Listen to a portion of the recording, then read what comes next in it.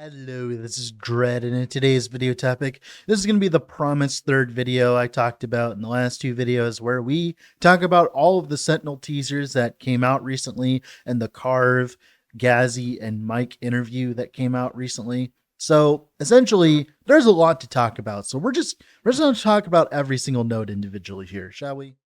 The new pious offering. Judgment now also consumes a percentage of your current mana and deals more damage per mana consumed.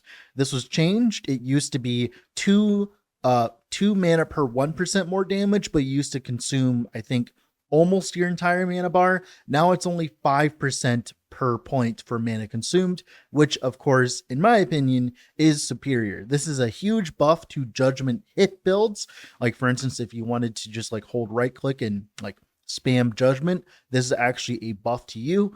It is a side grade for the judgment dot version, like the aura. Although not having to deal with sucking up all that mana is a huge buff in theory, right? It just depends on if there's any other changes coming for consecrated aura, as it did take a gigantic nerf with the reversal being removed and stuff like that. But this kind of fixes the mana problem with that build. Now, of course, we got to figure out the damage problem, right? But overall, the pious offering change is huge for non-consecrated aura builds, pretty much. Being able to just spam a bunch of judgments in a row and consume a decent portion of mana instead of all of your mana is a gigantic change. So there's a node inside Ring of Shields that creates like little RF puddles around the shields. Now, of course, here they're changing it, and now it's called Forge Flames, and it's just dealing fire damage over time to surrounding enemies.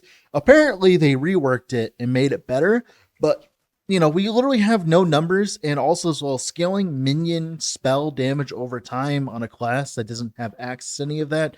This essentially requires us to know numbers, because right now, as it currently stands, we don't know, because not only do we not know the rest of the tree, we also just don't know any of the stats for it. It could be trash like it is right now. Like right now, it's trash because it has no scaling, so it could still be trash for all we know. Abyssal Retribution is a node inside Vengeance. By the way, Vengeance is getting a huge rework. So Abyssal Retribution, you gain more damage with Void Cleave or Erasing Strike after Vengeance used. This is interesting. The biggest problem with nodes like these is they don't work on like echoes of Erasing Strike. They only work on the next use of Erasing Strike. So like you can't like abuse it with echoes or anything. But this is another thing to add into the 5-button rotation like Erasing Strike build. The idea is you use a Vengeance, you use a Void Cleave, then you use a Abyssal Echoes, and you combine all of that together to do a very large hit with Erasing Strike. Will that be a thing? Maybe, but this is definitely a buff to that concept. So we'll see if that ends up being good or not, right? Blade Assault, Vengeance, and Repost hits have a chance to attack with Iron Blade. A good thing to note that this doesn't have the same text a lot of other things have. So if you hit 5 different enemies, you can, create 5 different Iron Blades, which is going to be pretty good for clear, for making Vengeance not have terrible clear, as it's like one of the bigger problems with keeping Vengeance from being a quote-unquote mainline skill of Sentinel.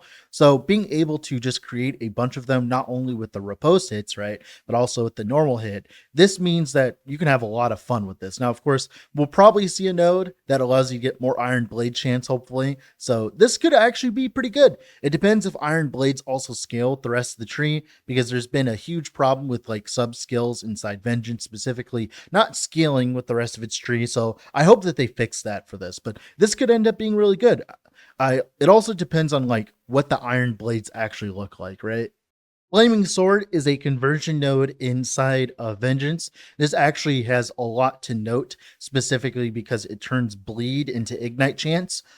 This is important because usually you'd have to use something like Malin's Hubris to convert all of your bleed chance to ignite chance, and you get a lot of bleed chance by being a Sentinel, and of course you get a lot of ignite chance by being a Sentinel. So you can end up with a Vengeance that applies like maybe 10 ignites per hit or something like that. So This allows you to run something like Wing Guards instead, which has a 40% attack speed base. And of course, you can get like exalted attack speed on it for a massive 60% attack speed. That is way better than the proposed 20% that you used to get with Malin's Hubris. So Ignite Vengeance might actually be a build. We'll see. I'm not entirely sure if it will be, but this is almost enough to make it function. Speaking about ailment vengeance, Blade Paladin. Vengeance gains additional penetration with bleed per 1% over cap physical resistance. So this is interesting, as you can get a lot of physical resistance in last Epoch currently. There's a lot going around. I'm going to assume you could at least get 200% without too much effort, which is 200%. Oh, actually, it says overcapped. Oh, that's unfortunate. That actually makes it a little worse. Now that takes a little bit of effort, but what you can do is you can run the amulet that gives you like ward per second when you're channeling Rebuke, and then of course use Vengeance as your damage skill. Now, is this going to be good? I don't know, but I think that bleed is a really good archetype right now. So not having to run Wing Guards to scale your bleed penetration, not Wing Guards, I'm sorry, having to scale Salt the Wound, right, for your penetration, or you just run both and you just have like a bleed that penetrates 1,000% resistance. That's always like a thing, right? So I think that bleed vengeance also has potential. Also, as well, like I said, you don't even have to run Salt the Wound. You could just run a pair of Wing Guards with 60% attack speed. That's a good start, right? So this, if there's a lot of other support for more generic damage, I think Vengeance Bleed Paladin could be good, because you just have so much bleed everywhere, as like there's so much bleed support. And of course, just being able to stack physical resistance, like I think this will end up being good. We'll see if it ends up being good, but I think that this has potential to be good.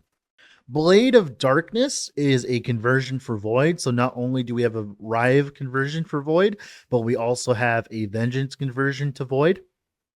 Void resistance strat on this is kind of huge, as you can use this alongside like Erasing Strike, of course.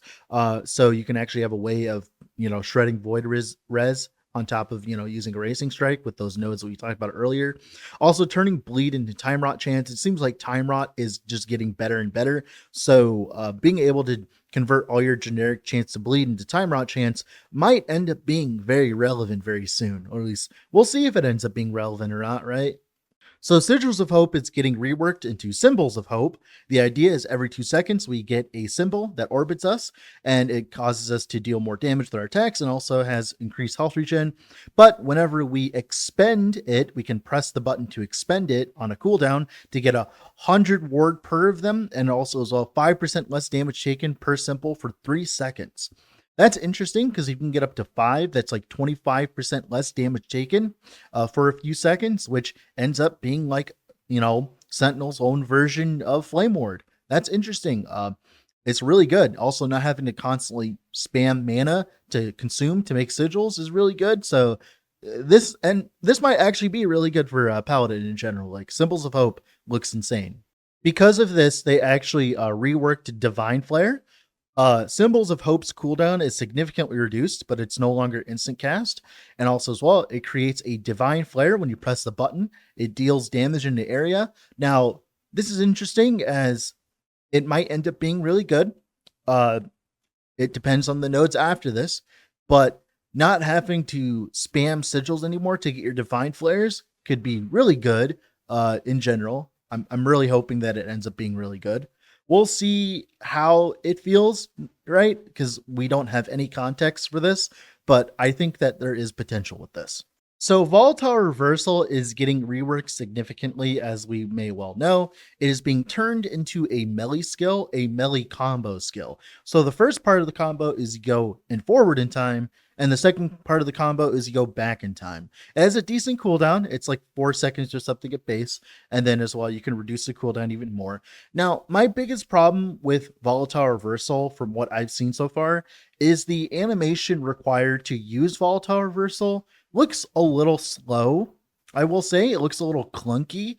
I would say that it just doesn't look that fun to use, right? Now, it all depends on what Volatile Reversal actually gives you on its tree, as there are a lot of nodes that you want to be using, especially if you're playing like a Devouring Orb build. So maybe it ends up being really good because of that. But let me tell you, like, from looking at the footage, I'll be honest, like, The new Volatile Reversal, like just physically as a skill at base, just looks kind of meh. But thankfully, there are some nodes to talk about that buff it up immensely. Now, what's interesting though is there's a way of turning off the second combo, so you can actually just make it into a traversal skill with immutable past. You can just use it as a movement skill. It's a non-target required teleport skill, so that's cool. Like I said before, though, it's not like instant cast or very quick casting, so it might end up getting you killed sometimes. We'll see. But definitely really good to see Sentinel getting more mobility options. There's also some nodes to actually turn off the traversal nodes and reduce its max distance, but it also reduces the cooldown by half. Remember, this is multiplicative with cooldown recovery speed. This is pretty good, as if there are buffs that you get while using reversal for some reason, you can just like spam it because of that. So that'll end up being good. Although, like I said, just the animation kind of like the biggest problem is like what's going to happen is you're going to reduce the cooldown so much and you're just going to end up sitting in animation hell the whole time. So I don't know if this will end up being good. We'll see. Like I said, it all just depends on like what we see with the rest of the tree, right? Future Focus allows you to make the second combo ability jump you forward instead of backwards. It adds a large amount of flat cooldown, so you get 2 jumps instead of just 1. Is this good? It could be good. It could be. I'm not entirely sure if it'll be good, but I know it'll be okay. That cooldown is pretty big, but cooldown recovery speed can reduce it. So like you could like end up zooming with Volatile Reversal technically, as long as you like, set it up properly. So it could be good. Now, the last teaser for today for this video, I didn't get all of them, obviously, but we're going to talk about the ones that are most important. So we have All Consuming from Devouring Orb. When you directly cast a non-orbiting Devouring Orb within the area of an existing Devouring Orb, the new orb consumes all existing orbs to deal more damage in the area, both multiplicative with other modifiers per orb consumed. However, the new orb deals less ailment damage per orb consumed. So it gives you 100% more per orb consumed in area. This is really interesting as you can make orbs last a long time, like 14 seconds or something like that. And you can make them last even longer thanks to the Volatile Reversal node that makes them quote unquote younger when you use Volatile Reversal.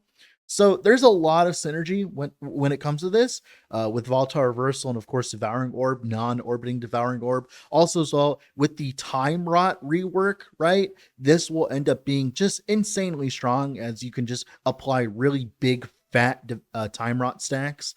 We'll see if that ends up happening or not, but I could very well easily see a world where Devouring Orb just gets placed down and on top of a bunch of other Devouring Orbs, hits the target, applies a big fat amount of Time Rot stacks, and the boss dies. Like, this node's going to be insane for that, I'll tell you that much. We actually have a few more teasers here. The next one, Judgment of the Storm. It's a 5-point threshold node that you deal more lightning damage over time per 2% added critical strike multiplier above 200%. So if you have like 200, let's say, right, that's a pretty easy achievable number. That'd be like 100% more lightning damage over time. That is a good start to making Electrify make up for the Volatile Reversal nerfs. It'll need just a tinge more help, but this is a very good start to making it feel better. One of the bigger problems though is like this is like a lot of effort to do because you have to stack a lot of crit multi, while Volatile Reversal was quote unquote free in terms of skill specialization slots. So it might not be as good, although there is Lightning Shred chance for free. That's going to be capped on any build that actually cares about playing this kind of stuff. So that's cool. But what's also interesting is it says more lightning damage over time. So it just says over time. It doesn't specifically state Electrify. So that means that like there might be some conversions coming for some damage over time skills for lightning. So that's really exciting. Overall, I think this is a very good start to repairing Sentinel after Volatile Reversal's removal. All right, looks like we're getting a rework for Time Rot here. We get 1% more damage with Time Rot per slow chance with Void skills, 2% more damage with Time Rot per Time Rot chance. So you just want to be stacking as much as possible, and 1% more Time Rot damage based on melee, attack, throwing, or cast speed, whichever is the lowest. So you need to stack all three at the same time to get this benefit, but this might end up being pretty good because of that. It is an ailment that deals like 60 flat damage, right, per second, up to 12 stacks. That's not that much, but having 3 different multiplicative modifiers for Time Rot is a recipe for disaster, in my opinion. This is going to probably be one of the most broken things in last Epoch history, having just 3 multiplicative modifiers together like that. I'm not sure. Like, it says all multiplicative with each other and with all other modifiers. So Time Rot might be our new overlord for Sentinel. We'll see. We're getting Electrify on hit as an affix on lightning skills on Sentinel. This will be on chest and helmet. This is a good start. That's a lot of Electrify chance. This will be a huge buff to just Electrify builds in general. This is definitely enough to make up for the reversal change, as well as, of course, the prior changes with, you know, the more lightning damage. So just being able to get a bunch of Electrify chance is going to make the Sentinel stuff a lot better. Oh, I actually missed this before, but there's also a node inside Vengeance that allows you to replace iron blades with forged weapons instead. Being able to actually summon forged weapons with Vengeance is a huge buff, as Vengeance is just a really good skill with all of its DR and all that involved with it. So that's going to end up just being really good, being able to resummon your forged weapons. And of course, they also talked about that forged weapons also got buffed at a base. So maybe forged weapons might be really strong next patch. We'll see. It's definitely something that's on my radar. I'm not necessarily that big of a fan of minions right now, but these changes are a good start to making me want to actually play forged weapons. Shield Throw got shown to be significantly reworked. This is one of the nodes inside Shield Throw.